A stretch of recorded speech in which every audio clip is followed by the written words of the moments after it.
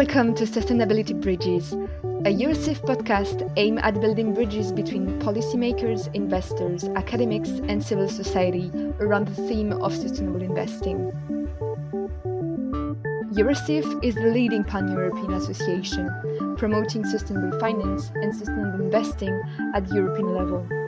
In this podcast, the Executive Director of Eurosif will invite distinguished guests for a 30-minute conversation on current events shaping the sustainable investing community.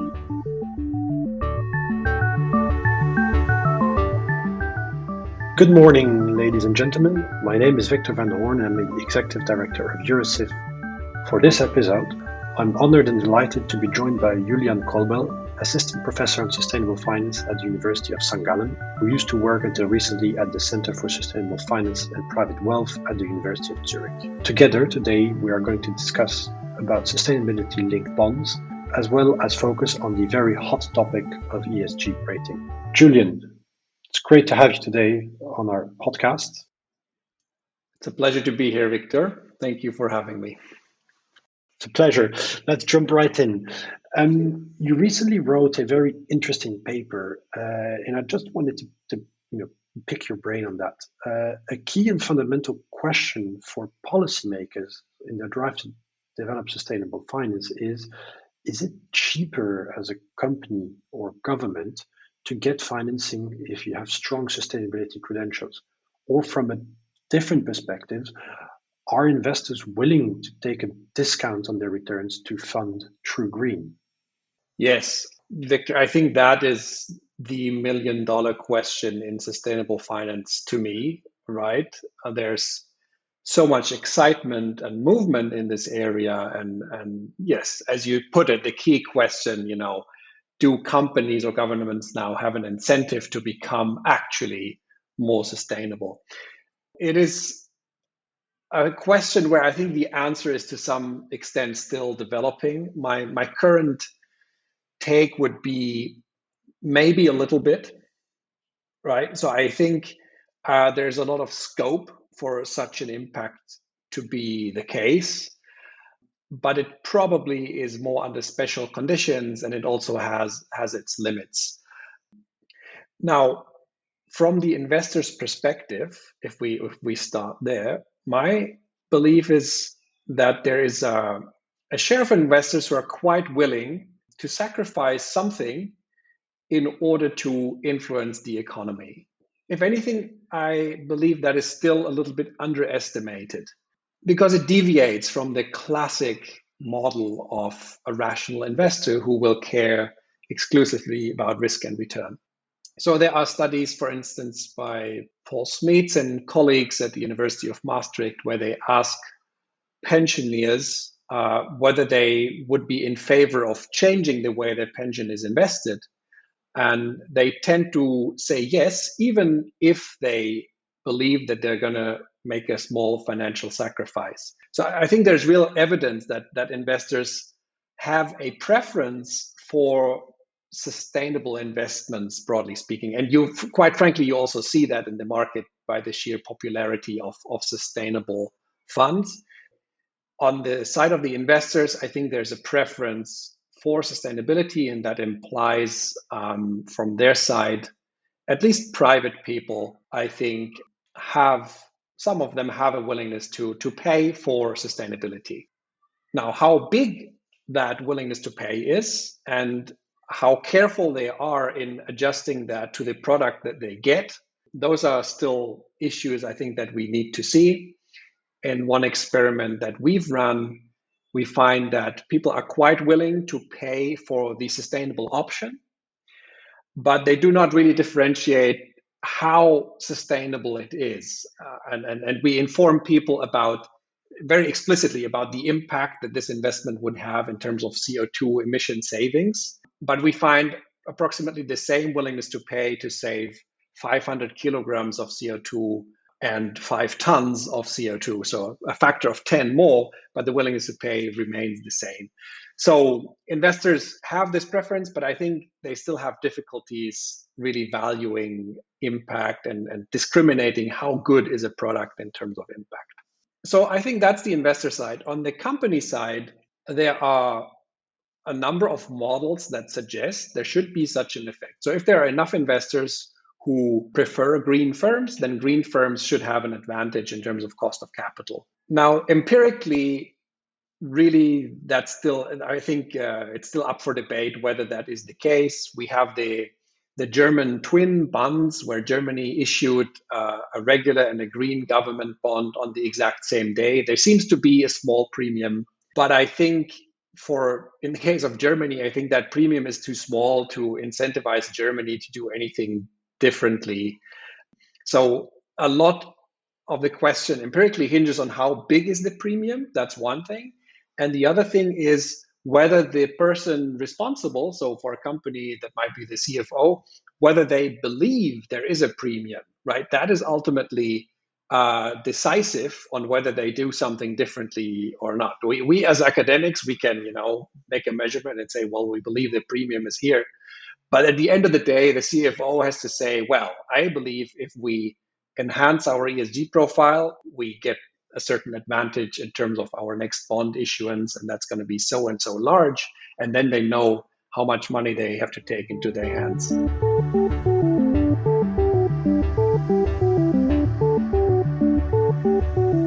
I guess from that perspective, it's both a question of convincing the CFO and the CEO that there is a discount to be had when you're truly green, but equally it's premised on the ability of the investors to be able to distinguish what is true green from these changes, which are probably slightly smaller. So it must be a combination of both, right? Yes, you are absolutely right. It's a combination of both, and it takes two to tango in that sense. It takes the investors who are willing to do this, and the CFO who is willing to move forward. And I think there's a really interesting element which is about authenticity and trust. We have this small improvement, such as you report the numbers that you already have in a slightly different format, or you add an indicator, or you put a policy that you already have internally on the homepage. These are fairly minuscule improvements, cost almost nothing. And I think firms will very quickly do that if they realize, okay, that enhances the ESG profile. The interesting bit is the things that cost money. And maybe not just as an upfront cost, but also in terms of a risk. So, for instance, if you think of car producers, there is obviously a shift going on towards electric vehicles, battery electric vehicles. And ESG investors, to some extent, may be pushing for car companies to do this faster, or have been pushing in the past as well. And I think there's an interesting question about commitment. So that's a massive investment for the car company usually. And there is a risk that margins for the next couple of years will be less good because currently most electric vehicles don't sell at great margins. So from a strategy perspective, you have to wonder, well, I have these ESG investors who tell me, do more electric cars, but if I take the 20 billion and do that, and then my margins don't look so good, will they jump ship next year? Or will they actually stick with me because I did what they asked me to do? So I think there is something about authenticity on behalf of the investors, and that's more the institutional type now, to ask things that you actually believe in and that you're actually also willing to put some money behind in terms of maybe increasing your position or something like that. My feeling is we've done interviews with investor relations folks and CFOs that they're trying to feel this out a little bit, sort of how much action is behind this ESG conversation that we're having. That is very important for them.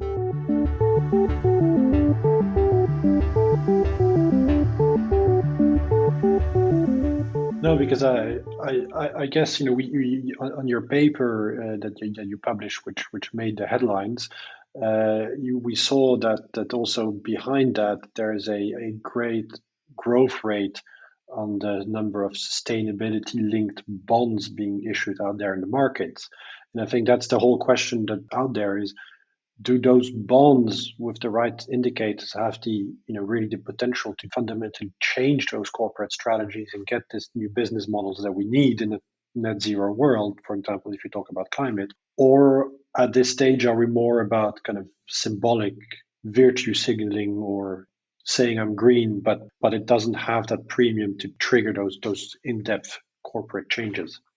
So I think in principle, I'm relatively confident that sustainability linked bonds are a useful mechanism.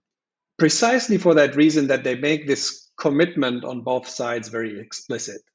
So the typical structure is corporate issues a bond and says, well, in 5 years, we're going to achieve target X. And if we don't achieve it, we'll pay an extra 25 basis points on the principal. So there's implicitly a penalty if you don't achieve the target. So the company sort of comes out and commits, well, this is what we're going to achieve. On the side of the investor, it's kind of a pay for success scheme. So if you're interested in that impact that is reflected in the target, so then either you get your impact, so that the company achieves the target, or if they don't, you get your money back. So in that sense, it's a square deal, I think. But in our study, we sort of look at the pricing of sustainability linked bonds, and we find that there seems to be, I mean, this is a working paper and we're still working on it, but sort of our first set of results suggested that there have been a number of SLBs, around 50 or so, that were priced at issue at a substantial discount, so that the company immediately had an advantage by issuing that bond compared to a conventional bond. And that advantage was in some cases so large that even if they didn't achieve the target, they would still walk away with a couple of million of euros benefit. So in that sense, then you start questioning whether the mechanism is really working, because companies, in that case, it might not even be virtue signaling. It might be pure and simple financial optimization if it works that way. Although I think this is a growing pain. So, it's a very early market. And I think we were the first to sort of study a sample of 100 bonds to look at that. Maybe that is just going to go away next year. So we're looking into, one idea that we have is that maybe there were multilateral development banks behind some of the early SLBs just to get this off the ground. So that's something we want to look at. And they might have taken that loss simply to establish the concept, something like that. I think in the future, investment banks and also investors in SLBs, they should become better at looking at the target, thinking, what is the likelihood that the company is going to achieve that target? What is an appropriate step up penalty? It can't always be 25 basis points. This would need to be commensurate with the ambitiousness of the target.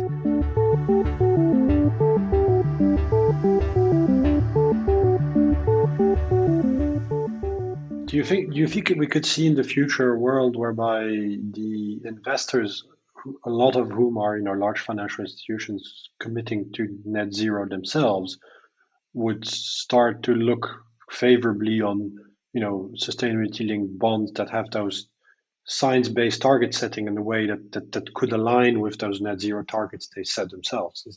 Is that something we could see as development? Yeah, I think that's something we could see.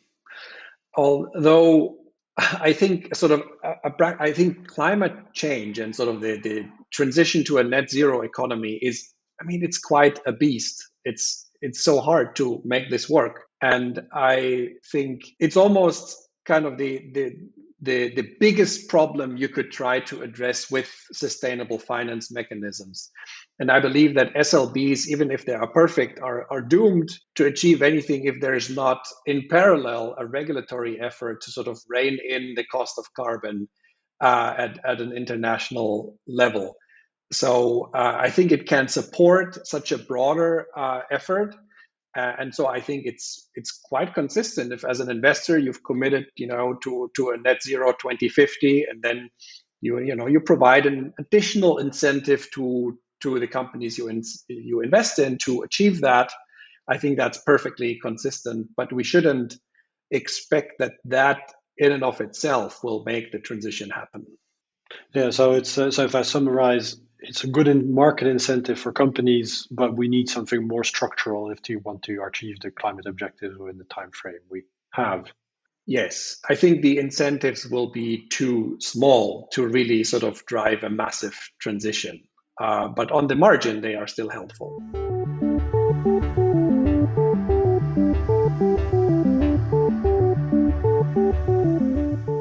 Okay, great.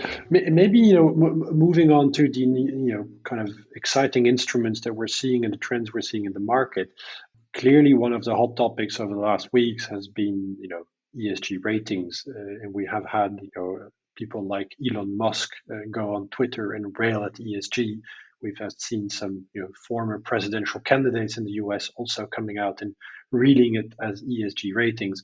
Now, I know that you, together with a number of other academics, have published a very exciting paper on the ESG rating space and aggregate confusions. What did you uncover in that research? Yes, so this is with colleagues from MIT Sloan, Florian Burke and Roberto Rigobon. It is indeed titled Aggregate Confusion, and we somehow launched that term. What we do is we just compare 6 different ESG raters for a sample of 924 companies, and we show first that there is considerable divergence between those ratings. So correlations are at 54%. And that sort of, to put that in the right perspective, that means, and there's also a nice plot that comes with it. So you see that it's actually, what's quite rare is that 2 raters have diametrically opposing opinions. So a company that is top in one rating system and rock bottom in another, that is actually almost unheard of.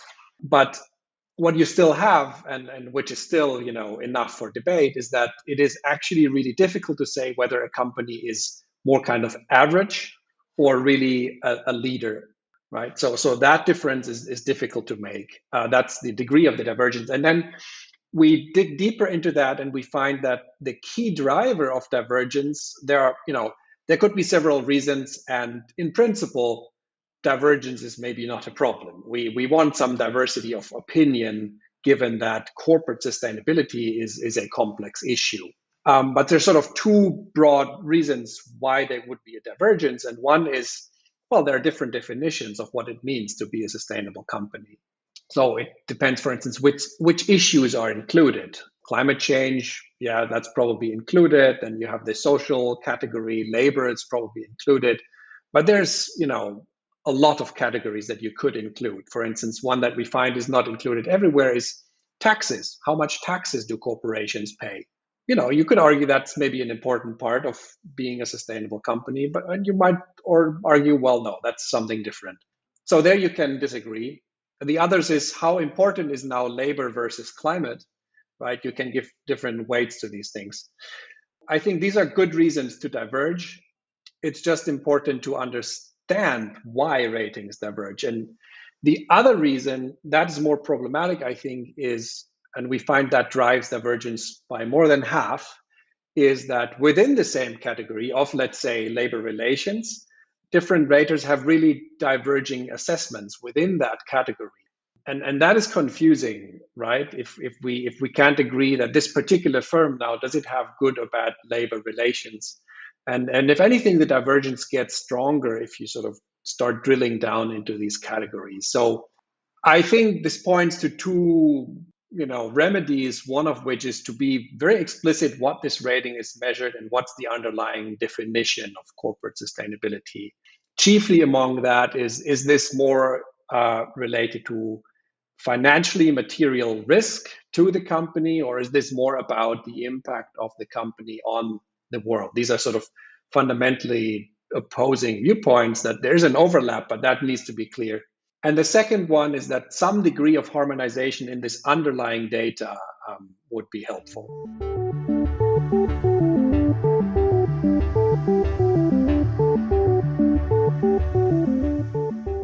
No, absolutely. It's I think that's interesting. One of the things that puzzles me as well is is it so surprising that we have that difference if we're trying to condense and aggregate so many different variables in one ultimate score, which sounds like taking the complexity of the world and distilling it down to one particular score for a company. Now, do you get a sense of what future developments around ESG ratings might be? Is that something that you expect will grow in importance? Is that something that where people may shift more towards individual data points on the E, the S, and the G? It's hard to say really where this is going. I think it's a very dynamic market, both in terms of innovation as well as regulation. Sort of the top level ESG rating is kind of the that's the most obvious thing that people use when they first look into that space, and then quickly people realize, oh, hang on, there's a whole lot of complexity underneath that number, and then maybe you want to start to dig deeper. I see larger investors building their own assessment framework, so they would rely more on data points and build it together themselves. What I hope is that I think competition is good in this space, but competition should be on quality. So I think regulators should take care to create an environment where ESG raters compete on sort of transparency and quality, and not so much perhaps on coverage and market power. So I think that should be a regulatory goal, and not to quash the divergence at all. Well, I already went kind of into the implications, but where I see this going is critical appraisal and due diligence of how data is generated, how it is processed.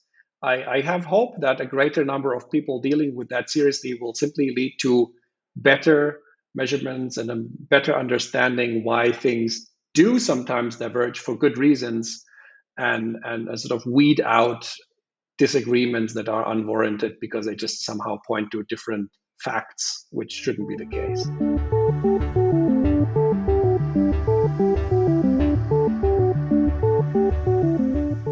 Obviously, you've touched already on the topic of regulation, and I think we saw late last year the International Organization for Securities Markets Regulator, IOSCO, published a number of recommendations and principles around ESG ratings and data providers. I think we're now seeing a number of jurisdictions internationally building on those recommendations. I think notably India has launched a project for regulation. The UK is considering it, as well as the EU.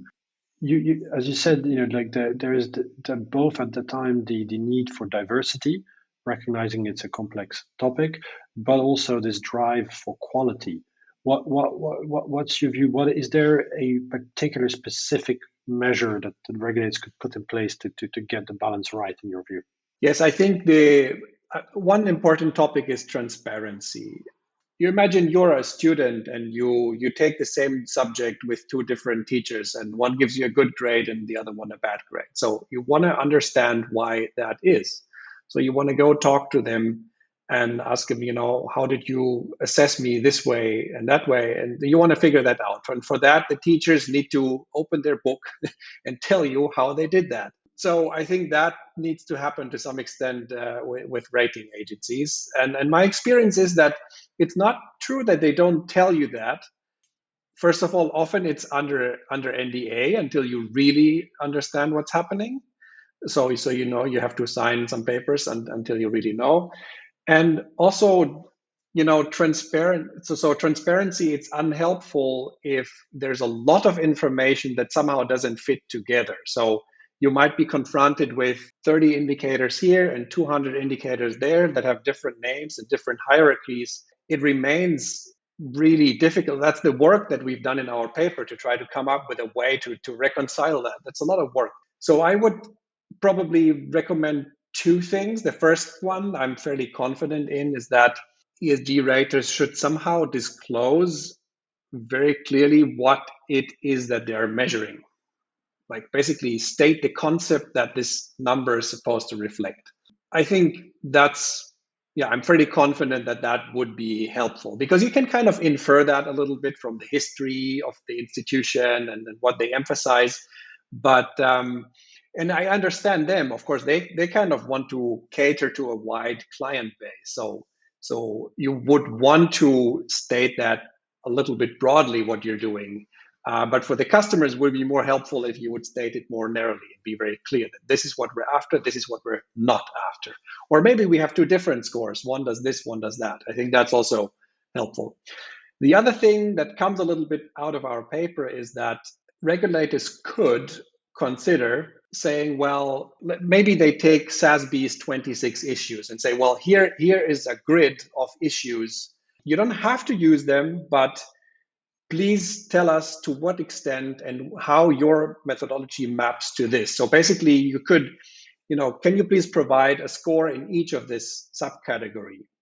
Because that is going to be easy to compare, right? Because then it's consistent. You can take rater A and rater B, and maybe not both of them cover all the issues, but at least the issues that they both cover, you can compare and you can sort of make up your mind, well, do I like this measurement better or that measurement better? I believe that would be helpful. And I mean, this needs to stand the test of practice. But I imagine that it would be possible to do that. And it still allows rating agencies a fair amount of flexibility into how they measure. Well, I guess they would be encouraged to cover all these boxes, but they could go beyond that. I mean, they can still be innovative and pursue their own concept, but it would allow users two things. First of all, the comparison is easier. Second of all, and I think that's interesting, you could say, if you are one of these institutions who say, well, we mix and match and we buy our own data, it becomes modular. So you can say, well, the human rights aspect, we really like this data provider. So we'll use them there, but for the rest, we use something more standard. It's just an idea, but I would like regulators to consider that if that's feasible and bring it into the discussion.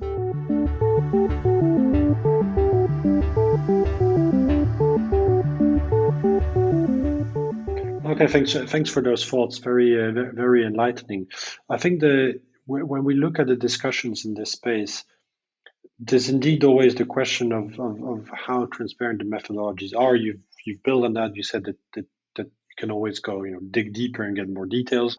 Conversely, I think we may sometimes also see some users maybe not entirely using the ratings in the way that they are intended to be, or to measure the things that they might want to measure with the ratings. Where do you think the biggest issue lies here? Is that transparency of the ratings, or is that more that maybe people make the wrong use of them? Well, it's both. I think, a bit more clarity and transparency will avoid some of sort of inadvertently wrong usage, right? So I think that will help. It really depends on who these users are. I think there are differences. For instance, do you want to use this as an input to research, or do you want to use that to benchmark your product? I think that's quite a different ambition.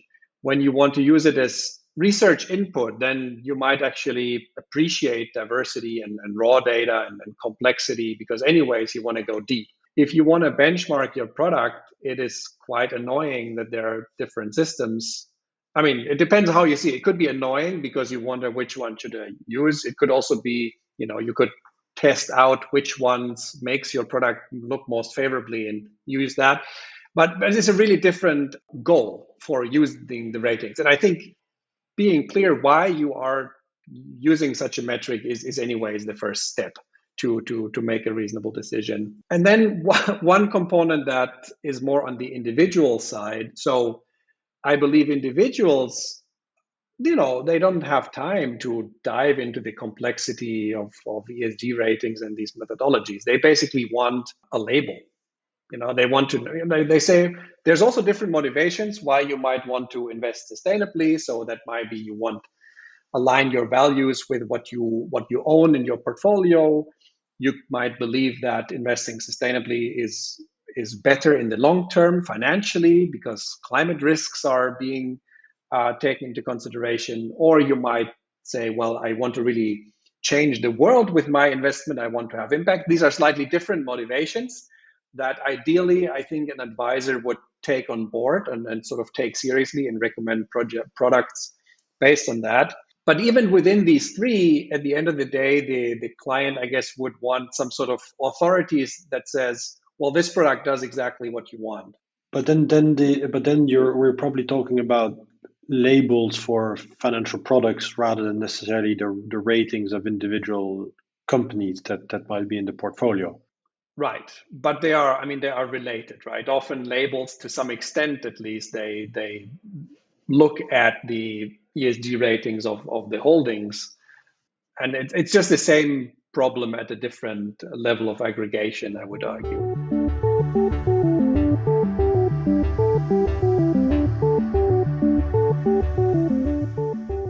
Maybe, but because that's interesting, because on the one hand we have this ratings trying to take all those complex variables, put them together in one score. And at the same time, we've obviously seen regulatory interventions, I would say, particularly in the EU up to now, with this EU taxonomy, which is trying to bring some sort of scientific benchmark to certain economic activities or how sustainable certain investment portfolios are. How do you reconcile those? Because on the one hand, there are metrics with a certain degree of appreciation and discretion about methodologies, and on the other hand, you will see the emergence of metrics which tend to want to bring some sort of science-based truth or to the equation.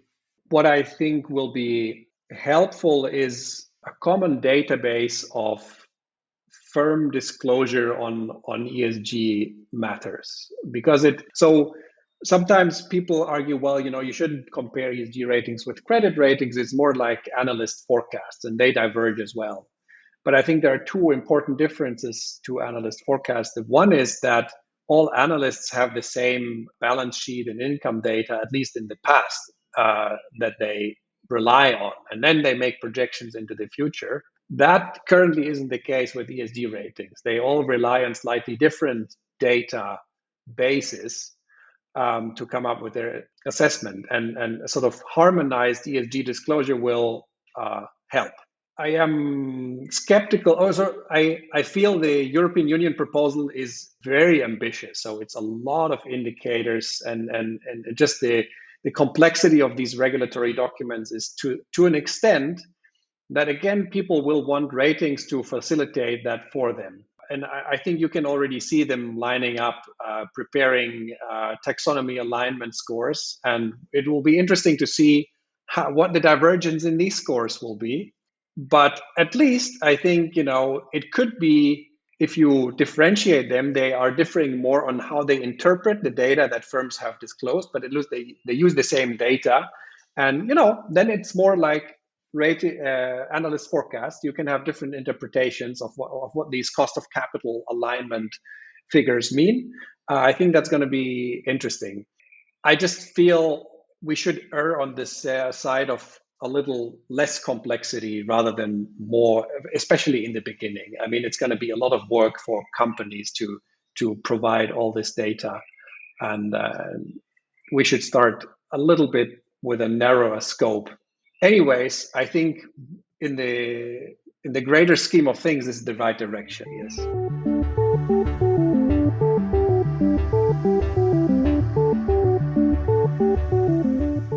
Well, Julian, thanks a lot for having covered so much ground today, between moving from sustainability bonds and whether investors pay for that to ESG ratings and scores, and now finishing off on the broader perspective on the regulation and taxonomy.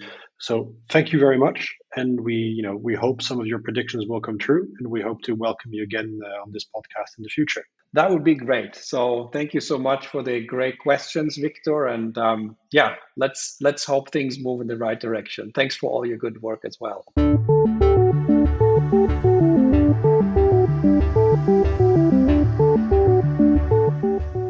It brings us to the end of this insightful conversation and the end of today's episode. Thank you very much for listening. Do not hesitate to like, follow and share this episode of Sustainability Bridges. Eurosif will continue in the next episode to bridge the gap between the policymaking and the practice of sustainable investing with the help of distinguished guests. In the meantime, please visit our website and follow us on social media to stay tuned. See you next time for a new episode of Sustainability Bridges.